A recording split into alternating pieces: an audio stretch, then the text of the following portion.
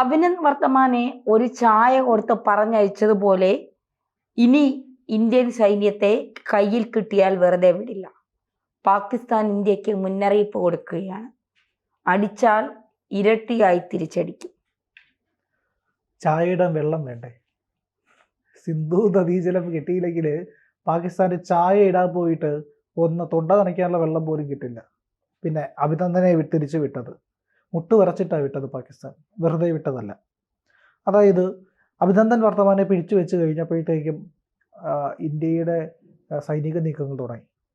India POK അടക്കം തിരിച്ചു പിടിച്ച് പാകിസ്ഥാനെ 3 കഷ്ണമാക്കി മാറ്റുമെന്നുള്ള നിലയിലേക്ക് വലിയ യുദ്ധത്തിലേക്കാണ് ഇന്ത്യ തയ്യാറെടുത്തത്. ഒരു മടിയും ഇന്ത്യക്ക് അക്കാര്യത്തിൽ ഉണ്ടായിരുന്നില്ല. അങ്ങനെ ഒരു നിലപാടെടുത്ത് അജിത് ഡോവലിൻ്റെ തീരുമാനം സൈനിക വൃത്തങ്ങളെ അറിയിച്ചു കഴിഞ്ഞപ്പോൾ തന്നെ അവിടെ വലിയ മൂവ്മെൻറ്റ് തുടങ്ങി. മുന്നോട്ട് പോകാനായിട്ട് സൈന്യം തീരുമാനിച്ചു. നടപടികളും തുടങ്ങി. ഇത് പാകിസ്ഥാൻ അറിഞ്ഞു. പാകിസ്ഥാൻ അറിഞ്ഞതിന് തൊട്ട് പിന്നാലെ പാകിസ്ഥാൻ്റെ സുരക്ഷാ ഉപദേഷ്ടാവ് ചെന്ന് പറഞ്ഞത് അവിടുത്തെ പ്രധാനമന്ത്രിയോടും പ്രസിഡന്റിനോടും പറഞ്ഞത്, ദയവ് ചെയ്ത് നിങ്ങൾ അഭിനന്ദനെ വിട്ടയക്കൂ, ഇല്ലെങ്കിൽ വലിയ വില കൊടുക്കേണ്ടി വരും. ഇന്ത്യ വെറുതെ ഇരിക്കില്ല എന്നുള്ളത്. കാരണം ഇന്ത്യ അങ്ങനെ ഒരു തീരുമാനം എടുത്ത് മുന്നോട്ട് പോകുന്ന രാജ്യമാണ്. നമ്മൾ പഴയ ഇന്ത്യ അല്ല, പുതിയ ഇന്ത്യയാണ്. വീട്ടിൽ കയറി അടിക്കും, അതാണ് സ്വഭാവം. ആ രീതിയിലേക്ക് നമ്മളുടെ ഫോറിൻ പോളിസിയും ശത്രുക്കളോടുള്ള സമീപനം എല്ലാം മാറിയിട്ടുണ്ട്.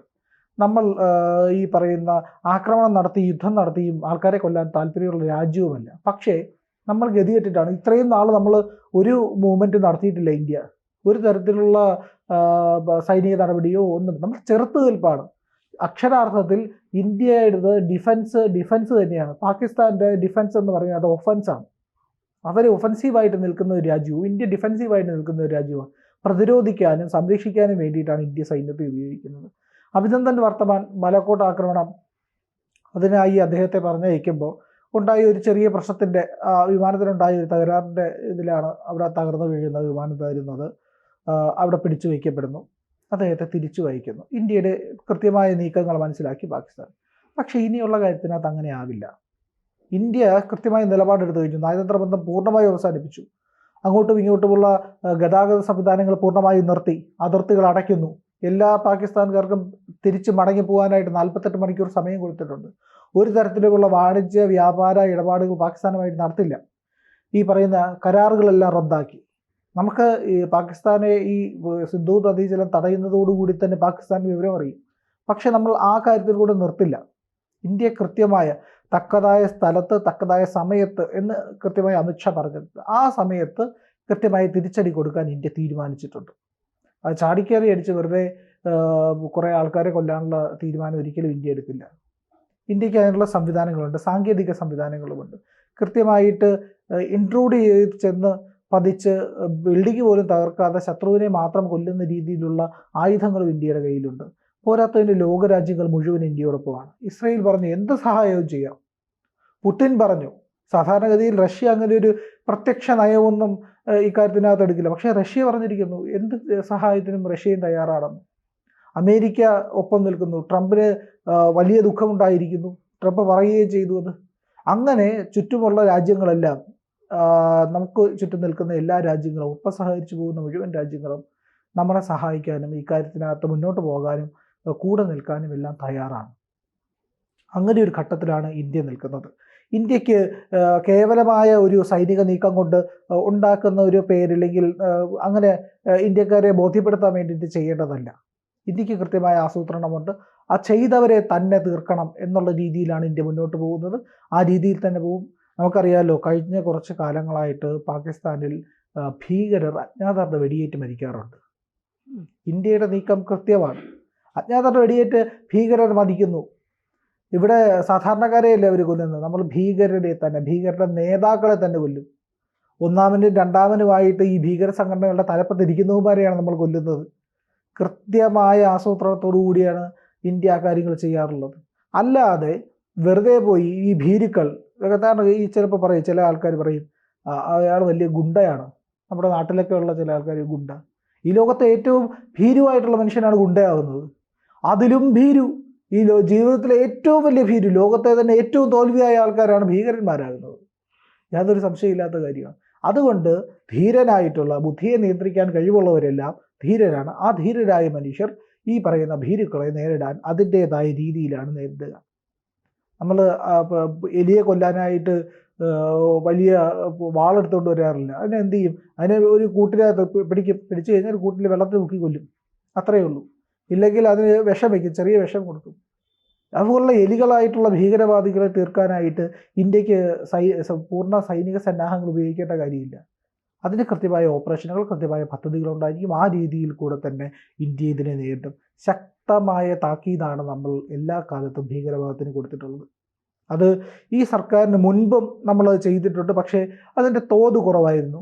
ഈ സർക്കാരിന് ഒരു നിശ്ചയദാർഢ്യമുണ്ട്. ഏത് രീതിയിൽ ആക്രമിക്കണമെന്നറിയാം, എങ്ങനെ പ്രതിരോധിക്കണമെന്നറിയാം, ഏത് ഭീകര ശക്തിയെ ഏത് രീതിയിൽ നേരിടണമെന്നും അറിയാം. ആഭ്യന്തരമായി ഉണ്ടായിരിക്കുന്ന സംഘർഷങ്ങളെ നമ്മൾ എപ്രകാരമാണ് കൈകാര്യം ചെയ്യുന്നത്? Maoist issue.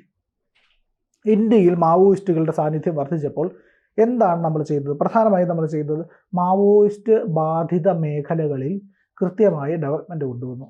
അവിടുത്തെ ആൾക്കാർക്ക് വേണ്ട സൗകര്യങ്ങൾ ചെയ്തു.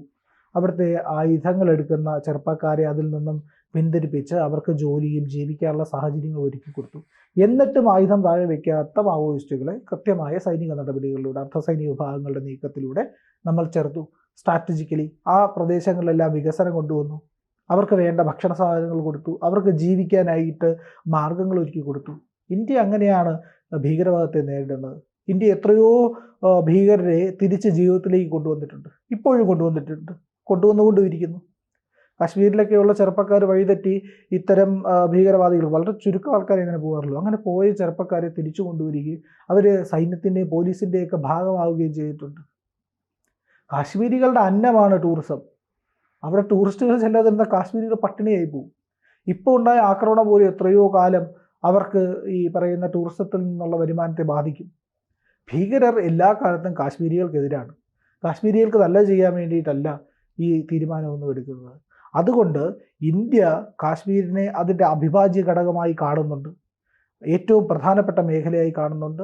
അതുകൊണ്ട് തന്നെ പ്രധാനപ്പെട്ട മേഖലയിലേക്ക് കടന്നു വന്ന ആൾക്കാർക്ക് കൃത്യമായ അടി കൊടുക്കും എന്നുള്ള കാര്യത്തിൽ സംശയമില്ല. ചായ കൊടുത്ത് പറഞ്ഞു വിടാൻ പോയിട്ട് ചായ ഇടാനുള്ള നേരം പോലും ഇന്ത്യ കൊടുക്കില്ല. അതൊന്നാമത്തെ കാര്യം. ചായ ഇടാൻ അവർക്ക് വെള്ളവുമില്ല. സിന്ധു എന്ന് പറയുന്നത് പാകിസ്ഥാൻ്റെ നാഡീഞരമ്പാണ്, ഏറ്റവും പ്രധാനപ്പെട്ട നാഡിയാണത്.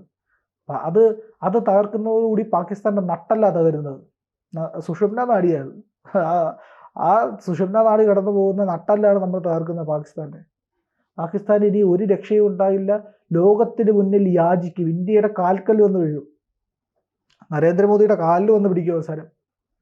അയ്യോ, ഈ പറയുന്ന കരാർ അവസാനിപ്പിക്കരുത്. കഴിഞ്ഞ യുദ്ധങ്ങളുണ്ടായപ്പോൾ പോലും ചെയ്യാത്ത കാര്യം ഇന്ത്യ ചെയ്തത് അങ്ങേയറ്റം ഗതികെട്ടിട്ടാണ്. പാകിസ്ഥാൻ ജനതയോട് നമുക്ക് യാതൊരു വിദ്വേഷവുമില്ല. അവിടുത്തെ തീവ്രവാദികളോടും അവിടുത്തെ ക്രൂരന്മാരായ ഭരണാധികാരികളോടും മനുഷ്യത്വമില്ലാത്ത സൈനിക ഉദ്യോഗസ്ഥരോടുമാണ് നമുക്ക് വിരോധമുള്ളൂ. അല്ലാതെ സാധാരണ മനുഷ്യരോട് ഒരു വിരോധവുമില്ല ഇന്ത്യക്ക്. പക്ഷേ നമുക്കിതല്ലാതെ വേറെ മാർഗമില്ല. അതുകൊണ്ട് ഇന്ത്യ എടുക്കുന്ന സുപ്രധാനമായ നീക്കമാണിത്. അതുകൊണ്ട് തന്നെ ഇവർക്കിനി യാതൊരു തരത്തിലും ഒരാളെ ചായ തന്ന് മടക്കി അയക്കാമെന്നല്ല, ഒരു തരത്തിലുള്ള സന്ധിക്കും ഇന്ത്യ തയ്യാറല്ല എന്നുള്ളതാണ് ഇവിടെ ഏറ്റവും പ്രസക്തമായ കാര്യം.